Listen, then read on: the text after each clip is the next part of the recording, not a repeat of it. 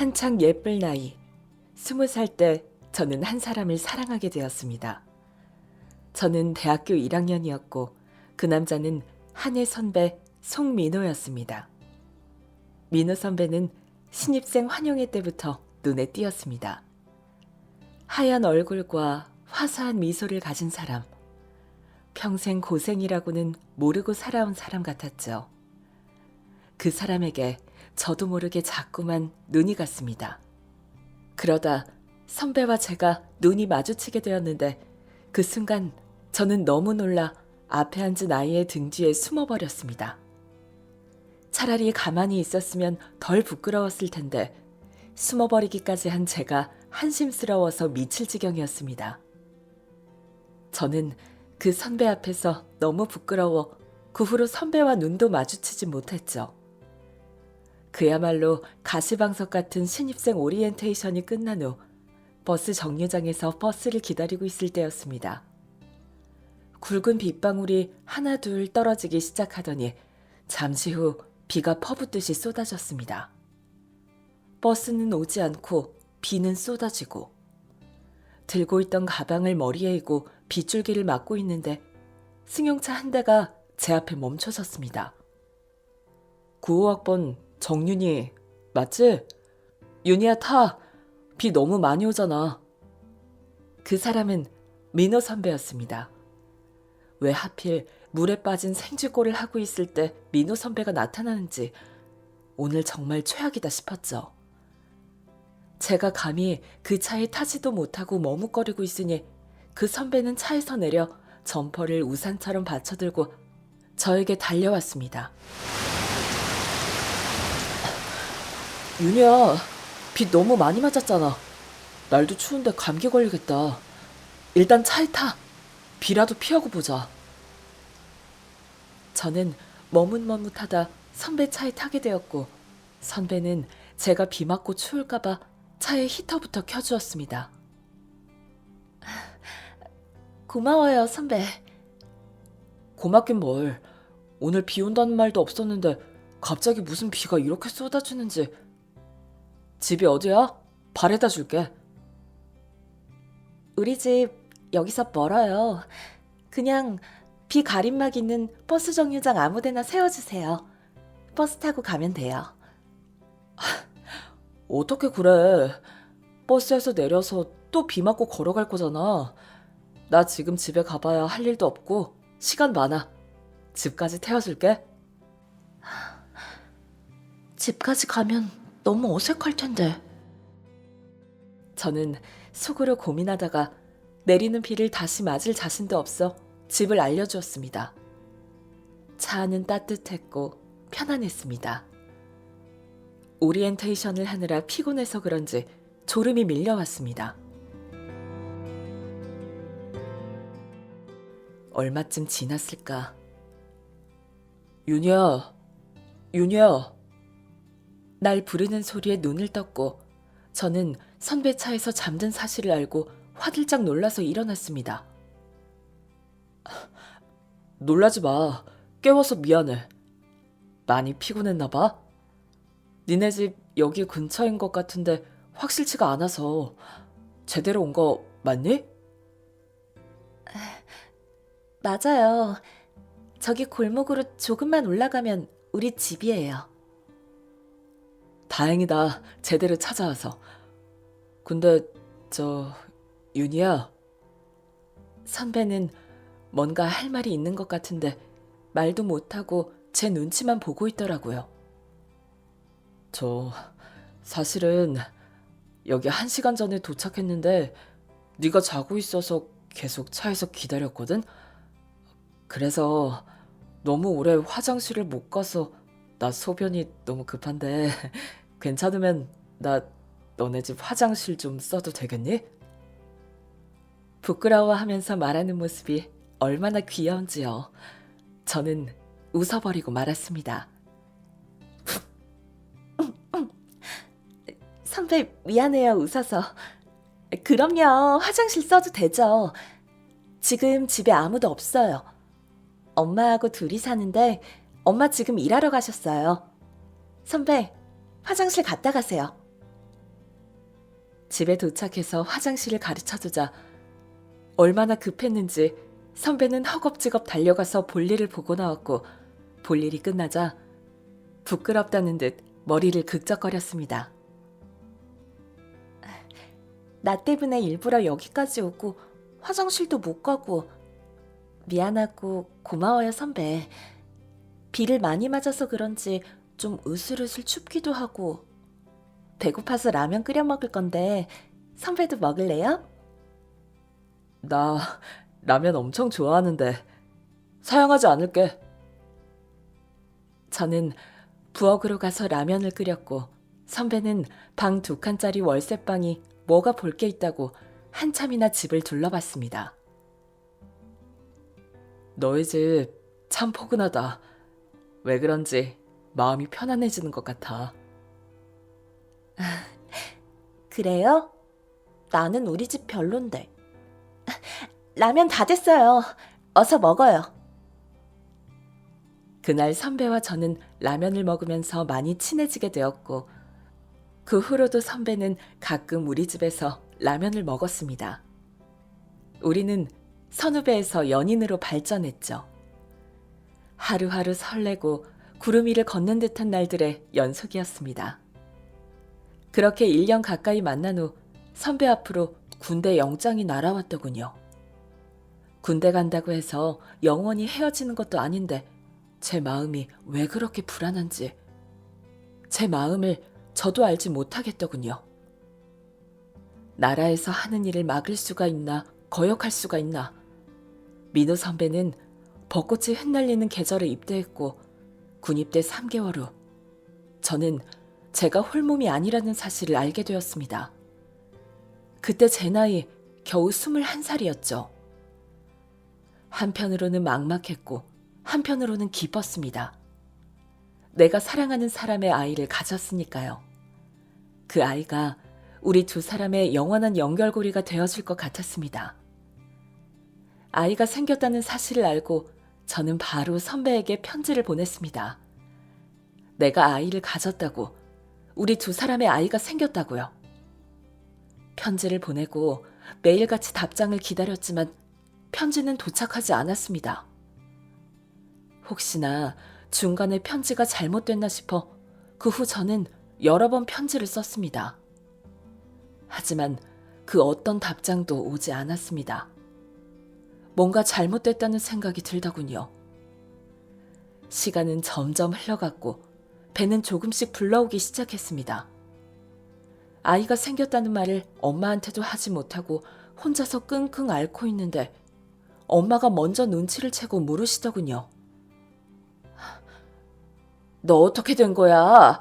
너 혹시 애 가진 거야? 엄마가 묻는데 저는 대답도 못하고 고개만 푹 숙인 채 눈물만 뚝뚝 흘렸습니다. 이게 뭐야 이거 사? 어쩌려고 그래? 누구 애야? 어쩌다가 애를 가졌어? 너 좋아하는 사람 생겼어? 그래도 조심을 했어야지. 그 사람은 애 가진 거 알고 있어? 얘기는 했어? 그 사람은 뭐래? 그 사람 군대에 있어. 편지를 여러 번 보냈는데 답장이 안 와. 편지는 받았을 텐데 그 선배도 내가 아기 가진 거 알면 좋아할 텐데 아무 말이 없어. 아이고 이거 사. 조심 좀 하지 그랬어. 누가 좋아해? 덜컥 애 생기면 누가 좋아해? 그놈 벌써 도망갔어. 애 때문에 발목 잡힐까봐 벌써 달아났어 이거 사. 아무리 그 사람이 좋아도 지킬 건 지켰어야지. 분명 무슨 사정이 있을 거라 생각했습니다. 만약 엄마 말대로 책임지기 싫어서 일부러 연락을 끊어버린 거라면 아마도 두려워서 아직 마음의 준비가 되지 않아서 그런 거라 생각이 들었습니다. 마음의 준비가 끝나면 반드시 연락이 올 거라 믿었습니다. 하지만 그건 어디까지나 제 희망사항이었죠. 출산을 앞두고 병원을 다녀오는 길이었습니다. 고급 승용차 한 대가 우리 집 앞에 멈춰 서 있더군요. 내가 사는 골목과 그 차는 너무 어울리지 않아 저 멀리서도 눈에 확 띌 정도였죠. 저는 우리 집에 온 손님은 당연히 아니라고 생각하고 그 차를 지나쳐 우리 집으로 들어갔습니다. 그러자 뒤에서 웬 남자가 제 이름을 부르더군요. 정윤희 씨? 저는 집으로 들어오려다 말고 뒤를 돌아보았고 다시 한번 정윤이 맞냐는 물음에 누구시냐고 되물었죠. 그러자 그 남자는 제가 묻는 말에는 대답도 않고 사모님, 맞습니다. 차 창문 너머에 대고 얘기를 하더군요. 그러자 차에서 한 여자가 내렸는데 이 여자 민호 선배 엄마구나 하는 느낌이 오더군요. 저는 어색하게 인사를 했습니다. 생각보다 배가 많이 불렀네? 나 민호 엄마예요. 민호가 부탁해서 왔어요. 집이 가난해서 돈이 좀 필요할 거라고 하더군요. 여기 병원비랑 애 분유값 넉넉히 넣었어요. 이 돈 받고 더 이상 우리 민호한테 연락하지 말아요. 민호는 아직 순진해서 그 아이가 자기 아이라고 하던데. 솔직히 모르는 일이잖아요? 그 나이에 애 가졌다고 했으면 말 다 했지. 애 가지고 우리 아들 더 이상 몰고 늘어지지 않길 바랄게요. 우리 민호 군대 제대하자마자 외국 유학 갈 거니까 앞으로 연락하기도 힘들 거지만. 저는 생각지도 못한 반응에 너무 당황했고 제가 뭐라고 할 말을 찾지 못해 머뭇거리자 그만 가지! 차를 타고 떠나버렸습니다. 엄마가 일을 마치고 들어와서 그 얘기를 듣고 소리치셨죠. 그 여편네 실성했니? 어딜 찾아와서 말도 안 되는 소리를 짓거려? 너는 그걸 그냥 듣고만 있었어? 그놈 집 어디야? 그 집 어디냐니까! 저는 엄마를 진정시켰습니다. 집도 모르고 가서 하고 싶은 말도 없다고. 그렇게 가서 뒤집어 본들 얻을 게 뭐가 있겠냐고. 아이만 건강하게 낳고 싶고 그거면 됐다고 했습니다. 말은 그렇게 했지만 제 속은 문드러졌습니다. 그 선배 엄마가 찾아온 걸 보니 분명 내가 보낸 편지는 받았단 얘긴데 편지 한 통 없고 안부 한번 묻지 않는다는 게 너무 섭섭했습니다. 그 사람 집이 어딘지도 모르니 찾아갈 수는 없었지만 이런 일이 있었다는 것과 내 억울한 마음은 알려야겠다는 생각이 들었습니다. 그래서 저는 며칠에 걸쳐 장문의 편지를 썼습니다. 너무나 사랑했던 마음도 전하고 실망한 마음도 전했습니다. 이 아이는 더 이상 당신의 아이가 아니니 더 이상 우리 집에 그 누구도 보내지 말 것이며 당신 또한 아이를 볼 생각도 말라고 했습니다. 당신은 비겁한 사람이라고. 그런 사람 나도 필요 없다고 이별을 고했습니다. 저는 아이를 낳았고 예쁜 딸이 태어났습니다. 그렇게 저는 미혼모가 되었죠. 아이를 가졌을 때는 이 아이를 낳아서 어쩌나, 아빠도 없이 아이를 어찌 키우나 걱정이 앞섰습니다. 그런데 막상 낳고 보니 그런 걱정들이 싹 사라지더군요. 아이를 보고 있으니 너무 예뻤고 아이만 보고 있으면 힘이 났습니다. 우리는 넉넉하지도 않았지만 가난하지도 않았습니다. 아이가 어릴 때는 엄마가 퇴근하고 들어오시면 그때 나가서 몇 시간 잠깐 일하며 돈을 벌었지만 아이가 어린이집에 다닐 즈음에는 직장을 구해서 일을 하게 되어 생활도 점점 안정이 되어 갔습니다. 그리고 우리 집도 더 이상 월세가 아닌 전세로 옮기게 되었고요. 그런데 상황이 나아질 때쯤 우리 집은 다시 곤두박질 쳤습니다. 엄마가 몸이 좋지 않아 병원에 갔더니 위암이라고 했습니다. 이미 진행이 많이 된 상황이라 바로 수술을 할 수는 없고 표적 치료를 먼저 하고 수술할 수 있을 정도로 몸이 회복이 되면 그때 수술을 하자고 하더라고요. 그런데 문제는 돈이었습니다. 지금까지 엄마는 먹고 사는 것만 해도 빠듯해서 들어놓은 보험도 없었고 모아둔 돈도 없었습니다. 엄마 치료를 위해서는 전세 담보대출을 받아야 했는데 담보대출 금액이 얼마 되지 않을 뿐 아니라 치료비도 회당 500만 원에 달할 정도로 우리가 감당하기 힘든 금액이었습니다. 엄마는 병원에서도 병 걱정보다 돈 걱정을 하고 계셨습니다. 돈은 내가 알아서 할 테니 엄마는 엄마 건강만 챙겨. 돈 걱정은 하지 말고. 큰 소리 쳤지만 솔직히 너무 막막하기만 했습니다. 더 이상 돈 빌릴 곳도 없었고 회사에서 돈을 미리 땡겨 쓸 수도 없었습니다. 항암 치료를 2회 받고 난 후 담당 교수님하고 면담이 진행되었습니다. 엄마 상태가 많이 호전되고 있다고 앞으로 항암 치료 몇 번 더 진행하고 수술 날짜 잡아보자고 하시더라고요. 저는 가만히 듣고 있다가 일어서기 전 차마 목구멍에 걸려 나오지 않는 말을 꺼냈습니다.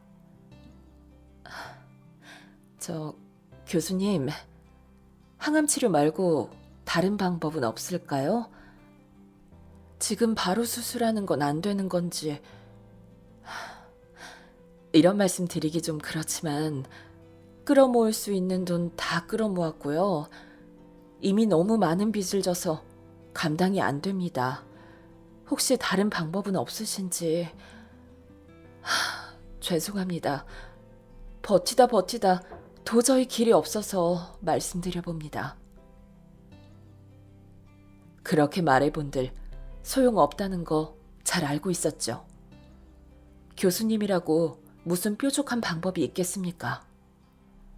지푸라기라도 잡는 심정으로 말씀드렸고 여전히 안 된다고 하면 치료를 포기하든 다른 방법을 찾아봐야겠다 싶었죠. 교수님은 고민 한번 해보자고 하시더라고요. 저는 이러지도 저러지도 못하고 속만 새까맣게 태우며 하루하루를 보냈고 대출금 이자 내는 날이라 통장에 돈이 얼마나 남아있는지 확인했죠. 통장을 열어보고 저는 제가 꿈을 꾸고 있는 건가 했습니다. 분명 통장에 잔고가 200만 원 남짓 남아있었는데 통장에는 5억이 넘는 돈이 들어있었습니다. 제가 잘못 봤나 싶어 저는 돈을 확인하고 또 확인했습니다. 그런데 분명 입금된 금액은 5억이었습니다. 보내는 사람 이름도 없었습니다. 입금자 명에는 그저 쾌유를 기원합니다 라는 말밖에 없더군요. 쾌유를 기원합니다 라는 말이 있는 걸 보니 분명 엄마 아는 분이라는 생각이 들었습니다. 그런데 아무리 생각해도 엄마 주변에는 그런 돈을 보낼 사람이 없었습니다. 엄마에게 물어봐도 그렇게 큰 돈을 보낼 만한 사람은 없다고 하시더군요. 누군가 잘못 입금한 것일 수도 있겠다는 생각이 들었습니다. 저는 은행으로 가서 큰 돈이 입금되었는데 실입금자가 누군지 궁금하다고 돈을 입금한 사람의 이름과 연락처를 좀 달라고 했죠. 그런데 은행에서는 개인정보이기 때문에 알려줄 수가 없다고 하더군요. 이렇게 큰 돈이 들어왔는데 누가 보냈는지는 알아야 할 거잖아요. 정 안 되면 이 돈을 우리한테 보낸 게 맞는지만 확인해 주세요. 만약에 맞다면 여기 제 연락처로 꼭 연락 좀 부탁드린다고, 꼭 만나 뵙고 싶다고 좀 전해주세요. 5만 원도 아니고 5억이에요. 이런 돈을 누가 줬는지도 모르고 쓸 수는 없습니다. 꼭 좀 부탁드립니다. 꼭 연락 달라고 전해주세요. 은행 직원분이 꼭 말씀은 전해드리겠다고 하시더라고요. 저는 당장 써야 할 돈이 급하긴 했지만 그 돈은 한 푼도 사용하지 않고 연락 올 때까지 기다렸습니다. 그리고 며칠 뒤 낯선 번호로 전화가 걸려왔습니다. 여보세요? 전화를 받았지만 아무 소리도 들리지 않았습니다. 여보세요? 말씀하세요. 전화가 끊어졌나 해서 봤지만 전화는 그대로 걸려 있었습니다. 순간 이 사람이 나한테 돈을 보내준 사람이구나 하는 생각이 들더군요. 누구세요? 혹시 은행에서 연락받고 전화하셨나요? 잘 지냈어? 나, 민호야. 숨이 턱 막혀왔습니다. 머릿속이 하얘져 아무것도 할 수가 없더군요. 미안해. 내가 너무 늦게 연락했지? 너 찾는데 좀 오래 걸렸어. 유학 갔다 와서 너 만나려고 여기저기 수소문했는데 네 소식 아는 사람 없더라. 학교도 그만뒀다고. 미안하다. 네가 편지 보냈을 때 연락 못해서 정말 너무 미안해. 나 너무 비겁했어. 겁이 났고 왜인지 내 인생 끝났다는 생각밖에 안 들었어. 그래서 도망치고 싶었어. 그런데 도망치는 게 더 힘들었어. 어딜 가나 네 생각, 그리고 네가 낳았을 아이 생각에 하루도 마음 편한 적이 없었어. 도망치듯이 너를 떠난 뒤 편히 잠든 적이 없었어. 늘 네 꿈을 꾸고 처음 보는 갓난아기 꿈을 꾸었어. 아마 그 아이가 내가 보지도 못한 내 아이겠지.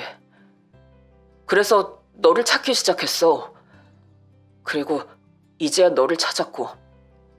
그리고 어머니 얘기를 듣게 됐어. 나한테 너무 화가 나 있다는 거 알아.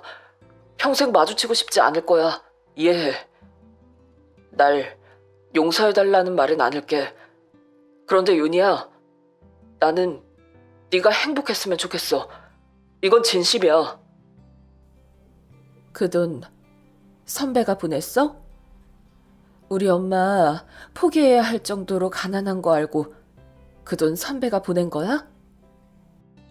미안해. 내가 해줄 수 있는 게 그거밖에 없다. 그 돈 그냥 받아줬으면 좋겠어. 무엇보다 어머니 건강이 우선이니까. 우선 어머니 병원 치료부터 받고 나머지는 나중에 얘기하자. 네가 주는 돈 필요 없다고 나를 동정하지 말라고 하고 싶었지만 솔직히 그 돈을 돌려줄 용기가 나지 않았습니다. 저는 제 자존심보다 당장 엄마를 살리는 것이 더 중요한 일이었으니까요. 그따위 자존심 중요하지 않더라고요. 그 돈 잘 쓸게. 나 안 그래도 여기저기 빚 많이 졌어. 돈 끌어모을 수 있을 만큼 끌어모았는데 그걸로는 어림도 없었어. 로또 당첨됐다고 생각할게. 우리 엄마 건강해지면 그때는 선배에 대한 원망 내려놓을 수 있을지도 몰라. 그러니 기도해줘. 우리 엄마 건강해지실 수 있도록. 저는 잠깐 미루었던 엄마의 치료를 다시 시작했습니다. 그리고 3번의 항암 치료를 더 받고 수술을 받게 되었고 수술은 너무나 다행스럽게도 잘 끝났습니다. 수술이 끝나고 난 후 저는 그 사람에게 연락했고 우리는 25년 만에 다시 마주 앉았습니다. 덕분에 엄마 수술 잘 마쳤어. 지금 많이 건강해지셨고 앞으로 조심만 하시면 될 것 같아. 지금도 선배를 보고 있으면 화가 나지만 고마운 건 사실이야. 그 돈 아니었으면 정말 생각만 해도 끔찍해. 어머니가 건강해지셔서 다행이야. 나 기도 많이 했어. 너한테 용서받고 싶어서. 이런 말 어떨지 모르겠는데 앞으로 내가 힘 닿는 한 돕고 싶어. 어려울 때 언제든 연락해줬으면 좋겠어. 뭐야, 양다리라도 걸치겠다는 거야? 선배 마음은 아무리 순수해도 그거 남들 눈에는 불륜이야. 선배 와이프가 좋아하겠어? 푸릇푸릇할 때 만난 여자와 애까지 낳았는데 그 여자랑 다시 연락하고 지낸다? 그리고 어려우면 도와준다? 어느 여자가 좋아할까? 나 괜히 오해받으면서 머리끄댕이 잡히고 싶지 않아. 결혼했으면 그 가정이나 잘 건사해. 이쪽 저쪽 기웃거리면서 줄타기 즐기지 말고. 엄마가 건강을 회복해서 고마운 마음 전하려고 연락한 거야. 앞으로는 연락할 일 없을 거야. 나 유부남한테 취미 없어. 잘 지내? 돈 많은 것 같으니까 계산은 선배가 해. 나 유부남 아니야. 한때 유부남이긴 했지만 나 지금은 이혼남이야. 이혼한 지 10년도 넘었어. 그 말 한마디가 돌아서는 제 발목을 붙잡았습니다. 유학 다녀와서 결혼했었어. 그런데 5년 만에 헤어졌어. 내가 마음을 다잡지 못하고 방황해서 그 여자도 힘들어했어. 나 너를 완전히 잊었다고 생각했는데 내 마음속에서 너를 한 번도 지워버린 적이 없었나 봐. 항상 따라다녔어, 항상. 저는 선배 앞에 다시 앉았습니다. 그리고 너무 화가 나서 무섭게 쏘아보았죠. 그렇게 버리고 가놓고 이제 와서 뭐 짖었니 어쩌니 하는 이유가 뭐야? 지금 뭐 하자는 거야? 사람 가지고 노니까 재미있어? 돈 던져서 받아먹으니 사람이 우습게 보여? 내가 그렇게 싼 여자 같아? 왜 날 싸구려 취급하는데? 선배는 레스토랑 한가운데서 무릎을 꿇었습니다. 고개를 숙인 채 미안하다는 소리만 반복하더군요. 그곳에서 식사하던 사람들의 시선이 우리에게 쏠렸지만 제 눈엔 선배 외에는 아무도 보이지 않았습니다. 저도 울고 선배도 울었죠. 내 마음도 힘들었지만 그 사람 마음도 쉽지는 않았을 겁니다. 많이 괴롭고 많이 아팠을 겁니다. 그 모습을 보니 제 마음이 아려오더군요. 저는 선배에게 다가가 손을 내밀었습니다. 일어나 선배. 왜 여기서 무릎을 꿇는 거야? 사람들이 다 쳐다보잖아. 일어나. 나가자. 나 선배가 이러는 거 보고 싶지 않아. 이러는 건 나를 더 힘들게 하는 거야. 어서 일어나. 어서.